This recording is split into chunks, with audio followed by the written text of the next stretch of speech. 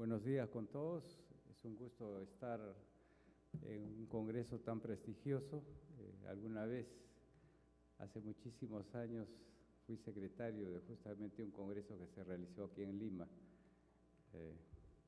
bastante tiempo. Bueno, hablar de bancos de sangre siempre es un poco complicado para todos nosotros. Muchas veces cuando entramos a trabajar a los bancos y nos enfocamos pensando que es un laboratorio. Pues la idea es que esto no es tan cierto, empezando por el tema de la seguridad de la sangre, ¿no? La sangre, como sabemos todos, es un elemento que salva vidas, pero que también produce desgracias y muertes. En Perú hemos tenido casos muy desagradables de contaminaciones con VIH, hepatitis B, hepatitis C. Y eso trae a colación de que no hemos visto la parte humana, ¿no? Es decir,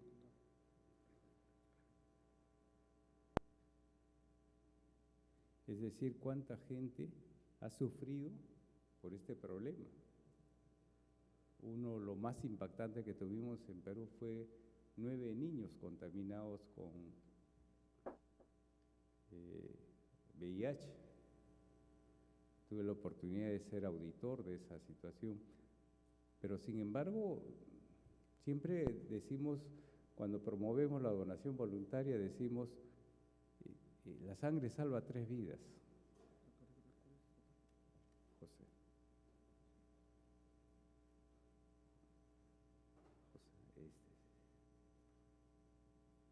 Sí. Entonces, esa situación causó mucho de dolor e impacto porque siempre decimos que en campañas salvamos 3 vidas y no pensamos el lado contrario, que a veces dañamos 9 vidas, y más tratándose de recién nacidos o bebés, ¿no? Entonces, este concepto tenemos que irlo cambiando. Y la idea es que modifiquemos las conductas y los conceptos que se puedan haber aprendido. Nos gustaría muchísimo que en las facultades de medicina se dicten estos cursos, pero lamentablemente no está entre la currícula, ¿no? Yo voy a empezar mi exposición con 5 preguntas. Ojalá que estas 5 preguntas puedan tener un poco de impacto en cada uno de nosotros, porque no es tan fácil responderlas, ¿no? Seguimos esperando un rato, no se preocupen.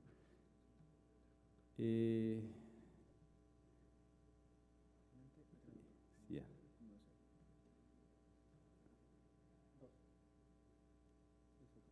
Okay.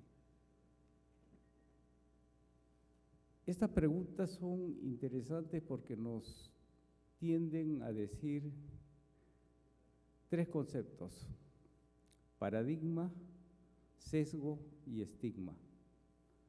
Esas 3 palabras son básicas para entender que lo que estamos ahorita trabajando en Banco de Sangre tiene que romperse todos esos esquemas. La primera pregunta: los bancos de sangre tienen que tener, ¿por qué los bancos de sangre tienen que tener una ley propia? ¿Por qué no existe ley para laboratorio, para rayos X, cirugías inclusive? ¿Por qué tiene que tener una ley propia? ¿No? Segundo, ¿por qué los bancos de sangre son unidades productoras de bienes? ¿No? En el propio Ministerio de Salud, por ejemplo, no existe UPB, sino UPSS, ¿se acuerdan? Unidad Productora de Servicios. Tercera pregunta: ¿la sangre es un bien público? Cuarto componente: ¿la sangre es un medicamento?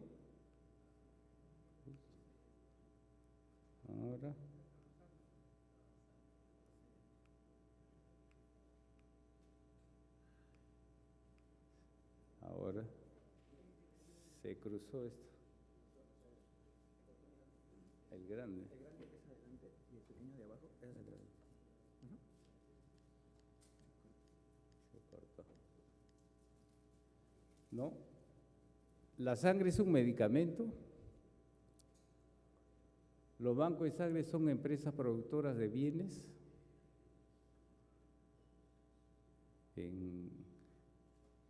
Esto lo vamos a contestar en la exposición de hoy día. Tal vez no sea un lenguaje clásico, nos hablan de donación como voluntaria, cómo es la situación. Hablaremos de ese tema, pero hablaremos enfocando bien el concepto macro, ¿no?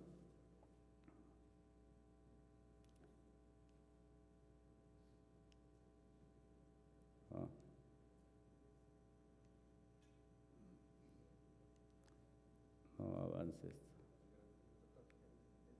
Ahí está. Y en Perú tenemos un problema bien serio. Cuando se acuerdan ustedes, en una empresa que produce bienes, tiene 3 ciclos. El primer ciclo es el ciclo de el input, la parte de que el insumo tiene que ser transformado. Luego viene el proceso y luego viene el producto que se llama output. El banco de sangre es lo mismo, es una empresa productora de bienes, es decir, tiene un input, que es la promoción y captación, tiene un área de procesos y luego tiene un área de producto llamado output. Pero en Perú, ¿qué sucedió? El año 83, 84, perdón, 1943, 44, en Perú se funda el primer banco de sangre. ¿Quién lo funda? La Cruz Roja. ¿En dónde? En el Hospital 2 de Mayo.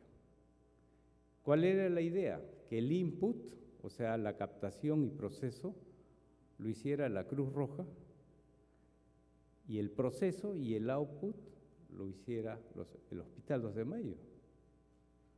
Todo muy bien, hasta que definitivamente la Cruz Roja se alejó del tema de bancos de sangre y el input no se pudo hacer. ¿Cuál fue la consecuencia? Que sencillamente los bancos de sangre tuvieron que obligar a la población a hacer los depósitos de sangre. Y ahí nace la ausencia de los bancos de sangre en Perú sin input, o sea, sin área de promoción, sin área de captación.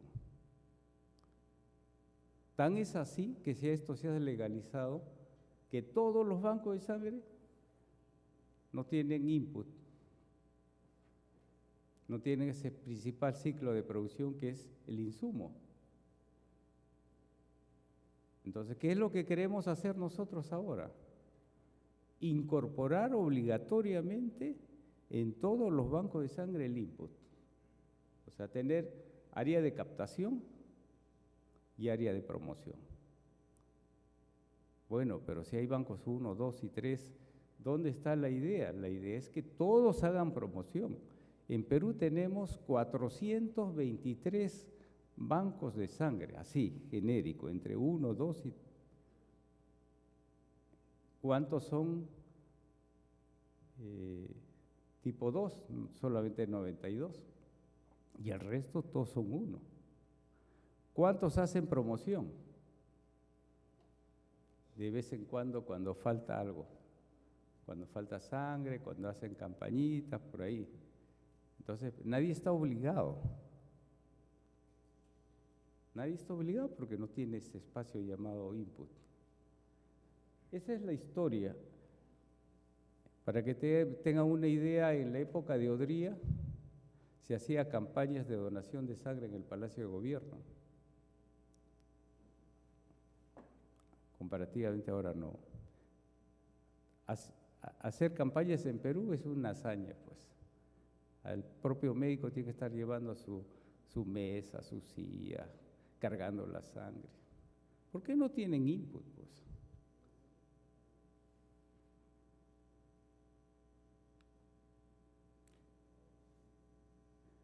¿Qué nos dice la OMS? Miren, en octubre del 2013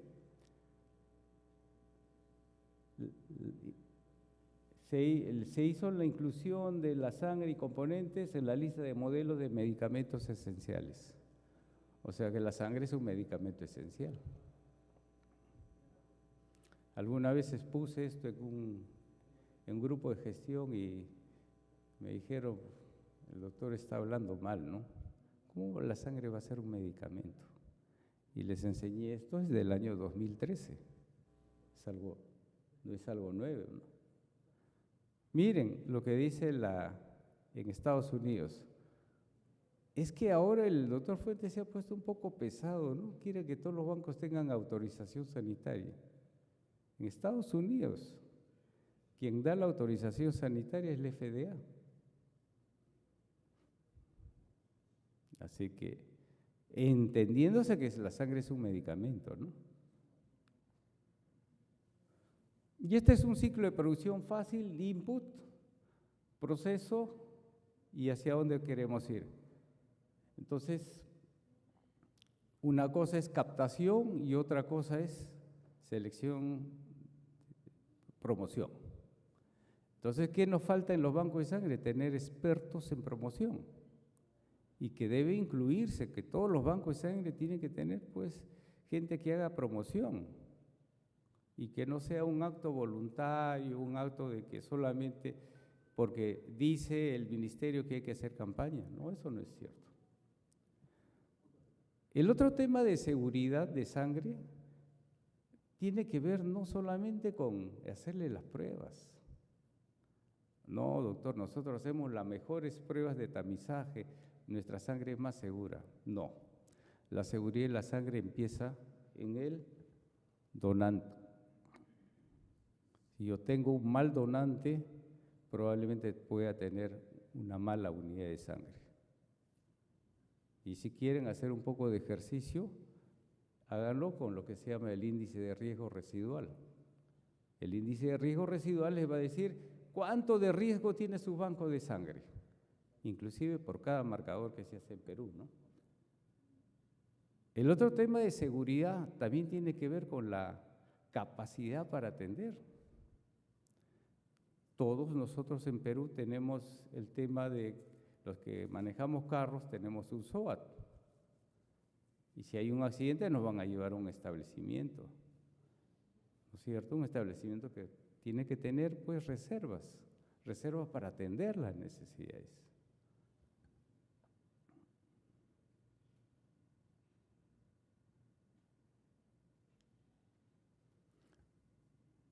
Esto es para acá.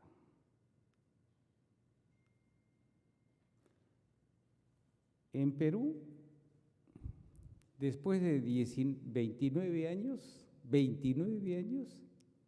recién los bancos de sangre están en proceso de obtener autorización sanitaria.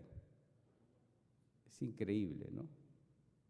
Recién nos ponemos en regla y eso es sacar la línea de base. Tuve la oportunidad, ¿sí?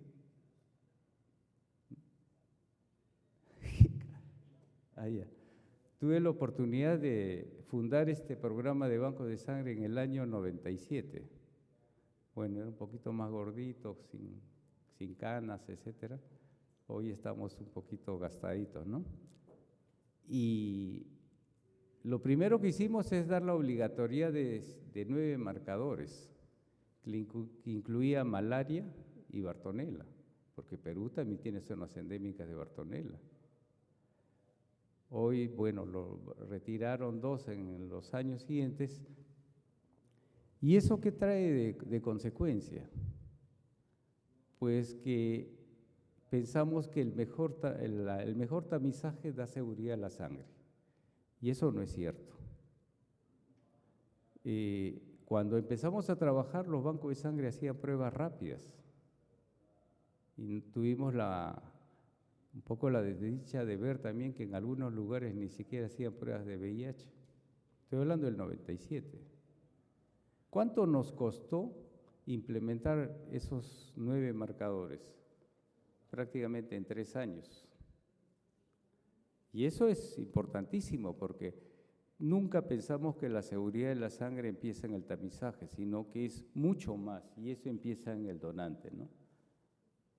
Entonces, el año 2022 sacamos el decreto 017 que establecía ya la autorización y modificamos la ley, el reglamento de la ley. Es decir, la 017 nos dice la ley va a ser de esta manera, ya no hay centros de hemoterapia, hay bancos de sangre, tipo 1, 2 y 3, y se acabó el tema, ¿no?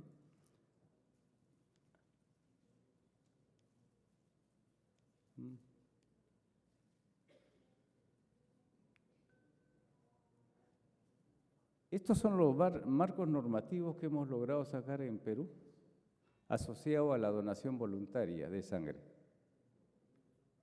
Empezamos en el año 97, lo único que vimos era una sola campaña, el año 97, que se hizo en San Borja, pero en ningún lugar del país se hacía campañas. ¿Cómo es que logramos llegar el año 2001 a un 19.20%? 3 estrategias básicas: formar tutores a nivel nacional, formar promotores y obviamente teníamos el apoyo de OPS que nos hizo toda una actividad de financiamiento, no solamente limitándonos al hecho de hacer campañas, sino también entrenándonos inclusive fuera del país. Bueno, y luego ven ustedes todos los años en los cuales, por si acaso, esta información son reportes de Perú a la OPS. O sea que no se trata de que hemos inventado estas cifras como alguien menciona. Son reportes de Perú a la OPS. ¿Y por qué nuevamente logramos casi un 25% de donación voluntaria? ¿Qué estrategias se emplearon?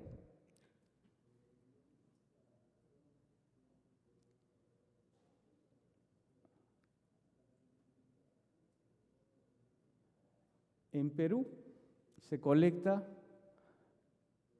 465.236 bolsas al año. 107.398 son procedentes de donaciones voluntarias. En Perú no hay donación de sangre voluntaria. Mentira. Esas son las cifras. Nosotros tenemos un sistema que se llama Hemorred, y quien llena la información son ustedes, los jefes de banco de sangre, validado por las DISAS, DIRESAS. Tengo 107.398 donantes, ¿no? De ellos, que son importantísimos, ¿qué pasaría si los fidelizo? Podría tener 300.000 y tantas unidades de sangre. Comparativamente con los 400.000, estaría bordeando los 70% de donantes voluntarios en Perú. O sea, mi tema no es que no haya donantes voluntarios, hay donantes voluntarios y ustedes son testigos. Lo que hay que hacer es fidelizar este grupo de donantes voluntarios. Y eso permitiría llegar a tener un buen stock. Siempre nos hablan de el 2% de la donación voluntaria. Eso para mí no es tan cierto. ¿Por qué? Porque ¿quién es el usuario de la sangre? Son los hospitales. Si en una región no tengo hospital, ¿qué va a consumir sangre ahí? Por eso que Lima, que tiene 11 millones de habitantes, algunos dicen hasta 13, en Lima se consume el 60% de sangre de todo Perú.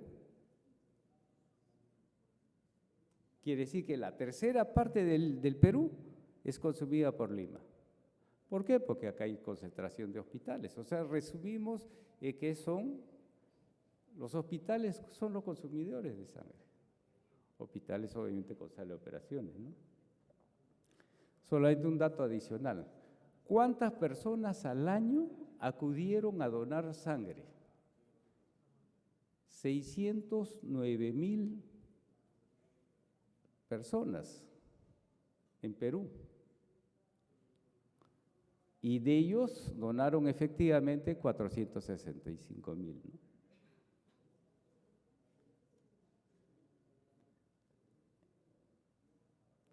Seguramente ahí estará el doctor Roca, arriba, así en esa foto muy antigua donde todos hacíamos campañas, ¿no? Y ese es en Huancayo. Y ese era el grupo de coordinadores que íbamos a promover la donación de sangre. Todos los jefes de banco de sangre de acá de Lima participaron. Entonces, esas son evidencias de por qué se logró muchas veces mejorar las donaciones voluntarias.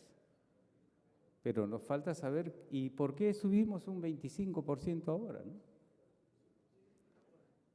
Entonces, el reglamento de la ley de Perú nos habla de que existe puestos de extracción hemática. ¿Se acuerdan que les hablaba del input? Ya, ese input es ahora los puestos de extracción hemática. Los puestos de extracción hemática pueden ser de dos tipos: fijos y móviles. Fijos, y eso no sé si siempre lo conversamos con los compañeros, con el FODA, ¿no? Una amenaza puede ser una oportunidad. Tuvimos COVID, saben ustedes, todos quedamos encerrados. Es cierto también que se perdió mucha sangre porque no había pacientes, pero después vino la crisis. No había dónde colectar sangre porque nadie quería ir a los hospitales. Entonces, empezamos a movilizar el concepto de puestos de extracción hemática fijas. Hicimos un convenio con Cencosud. Cencosud nos prestó sus playas de estacionamientos y se colocó ahí puestos de extracción permanente. Entonces la gente que iba a comprar, porque todos estábamos en el encierro, entre comillas, iban y se acercaban después de hacer sus compras, donaban sangre. Inclusive hubo una empresa de taxis que ofrecía un descuento de 10 soles a aquellas personas que donasen voluntariamente, sin que nosotros presionáramos. Entonces, ese input se logró. Promover y hacer donaciones voluntarias. Y estos son los lugares donde,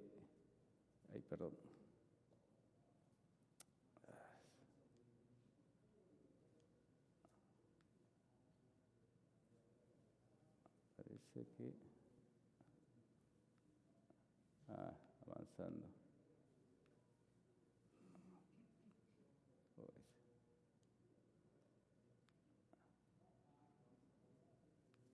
Retrocedí, avanzando. ¿A dónde estamos? Por acá. Mucho. Al revés. Se cruzó. Adelante y atrás. No, se queda ahí. ¿Cuál es el dónde está dando? ¿Por aquí? Es que está habilitar la edición todavía. No, es un. ¿Dónde está? ¿Por aquí? ¿Por aquí estaba? No, más atrás, más atrás. ¿Por la 18? Más atrás. Estamos acá en el 14. ¿Está ahí? Más atrás. Más. Ahí. Ahí. Sí. Adelante, atrás. Adelante, atrás. Dos. Ponle ahí pantalla. Ya. Pero sin embargo, hay que reconocer que tampoco nada es perfecto en las campañas. Para entrar, como se dice, a un mercado o a un consumo, se requiere que no haya barreras. Y para donar sangre también hay barreras. Una de ellas es la falta de información. No hay medios masivos que no hablan qué cosa es la donación voluntaria, todo, etcétera, ¿no? falta de acción de los bancos.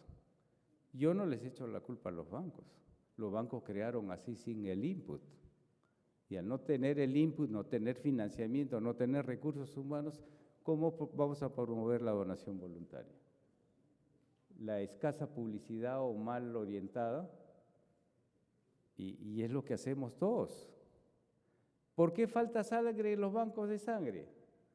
Porque la población no dona. Como dice ahí, culpando a la comunidad de la escasez de sangre y por lo tanto, inclusive con ese lenguaje hay que ser todos superhéroes, ¿no? O sea, como yo no soy superhéroe, no dono sangre, pues, ¿no?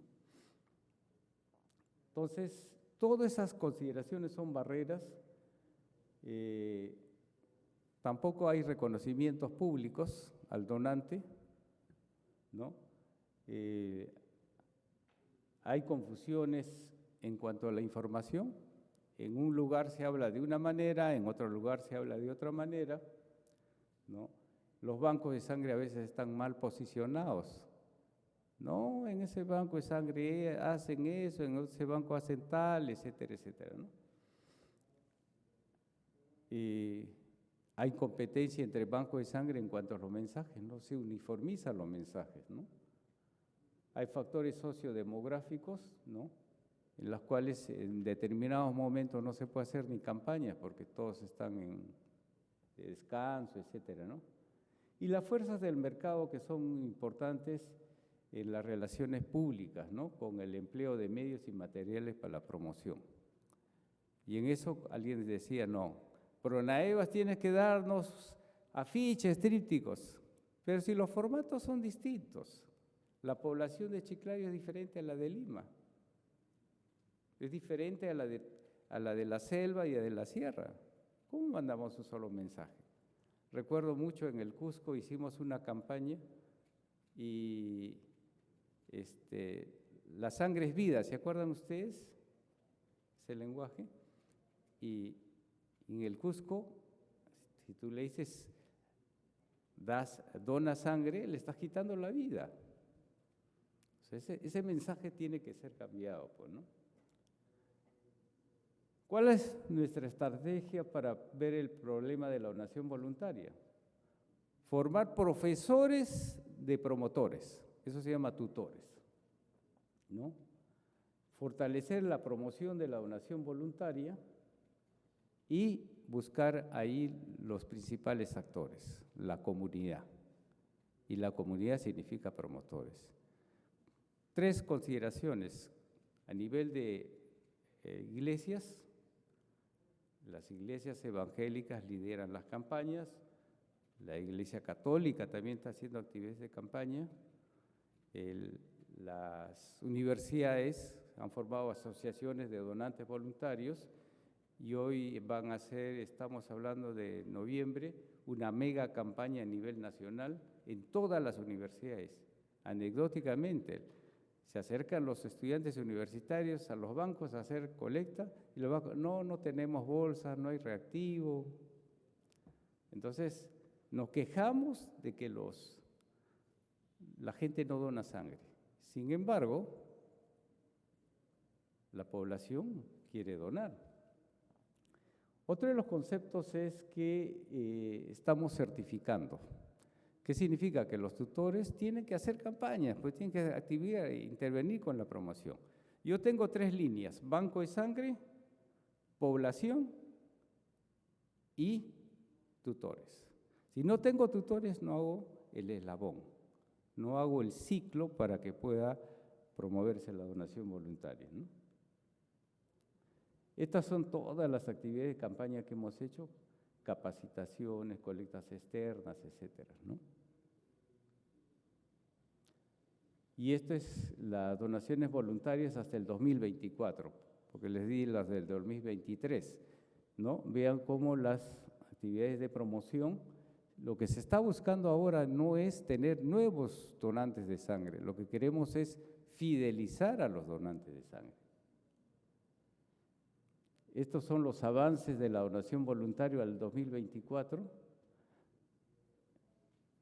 Los hemos clasificado de la siguiente manera: verdes, buenos, regulares del 10 al 33% y menos del 10% malo.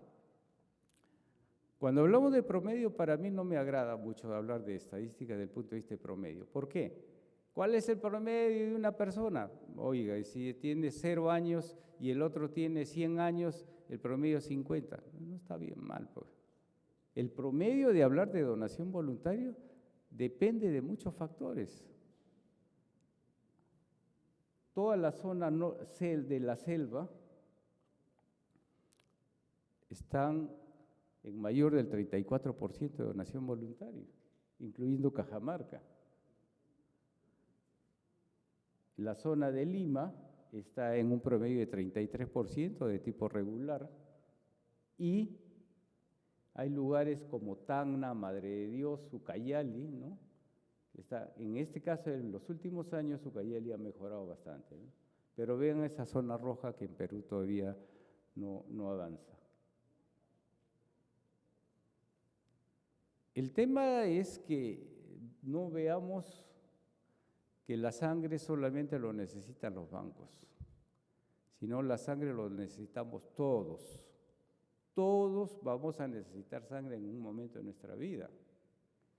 ¿Y por qué voy a donar si yo no lo necesito? Y eso es muy importante para entender de que la responsabilidad de la donación de sangre es responsabilidad de todos. No es responsabilidad del hospital, del banco de sangre, ni de los funcionarios. Es responsabilidad de todos.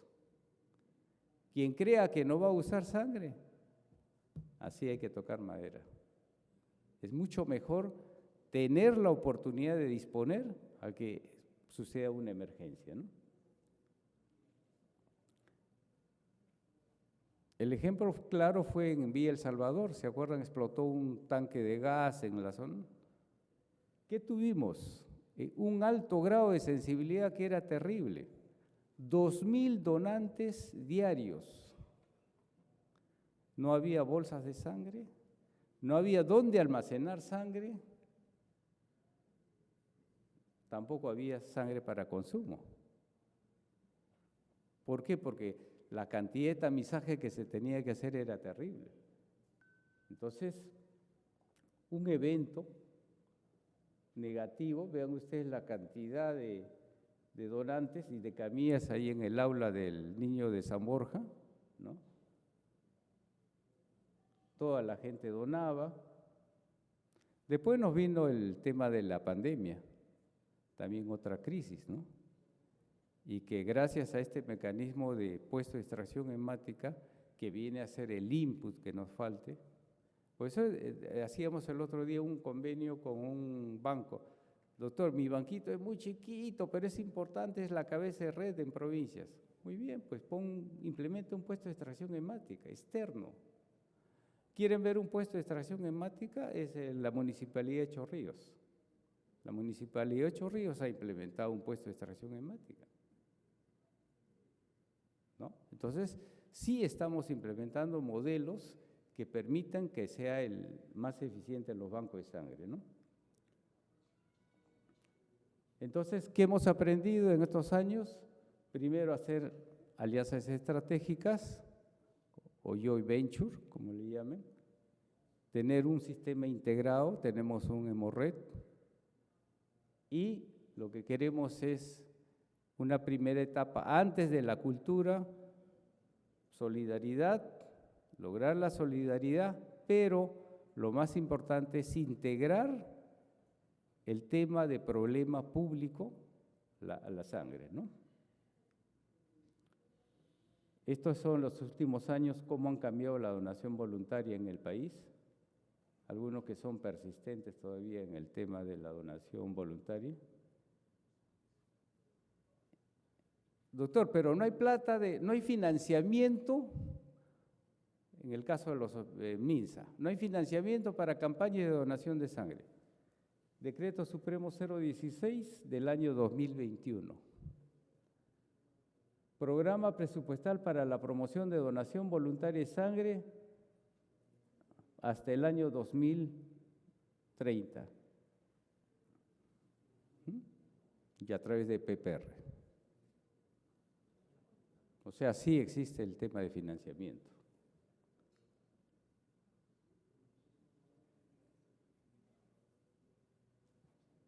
Todos tenemos que involucrarnos en los procesos, no solamente del sector público, sino también del sector privado.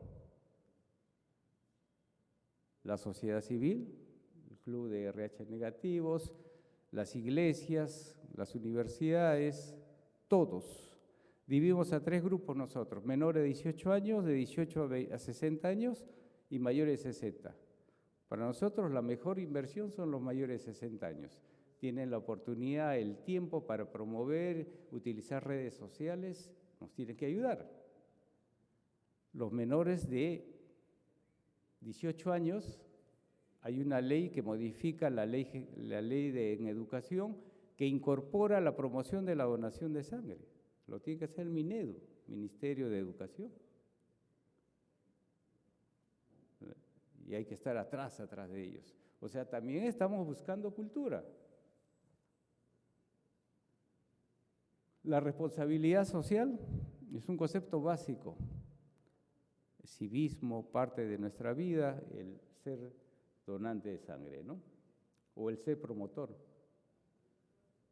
Estos puestos de extracción hemática son los que ya están en procesos en Perú. Si quieren, visiten la Rambla, hay un lugar de campañas.